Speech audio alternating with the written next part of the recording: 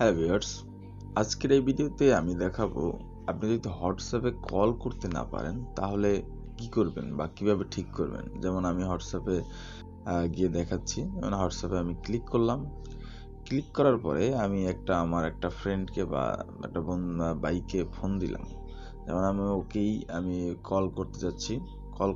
করতে চাচ্ছি, তখনই দেখা যাচ্ছে এরকম একটা ইন্টারফেস শো করতেছে আমার কাছে যে কলটা যাচ্ছে না। আমার কন্টিনিউ করতে বলতেছে।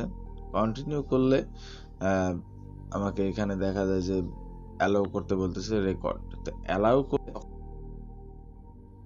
অনেকের ফোন হচ্ছে কি আহ, এই অ্যালাউটাও চাচ্ছে না। তো তারা কিভাবে করবে? তো তার জন্য যেটা করতে হবে, আমি হোয়াটসঅ্যাপ থেকে বেরিয়ে আসবো। হোয়াটসঅ্যাপে এবার ক্লিক করে চেপে ধরবেন। চেপে দেওয়ার পর এখানে দেখতে পাবেন যে অ্যাপ ইনফরমেশন। তো অ্যাপ ইনফরমেশনে ক্লিক করবেন।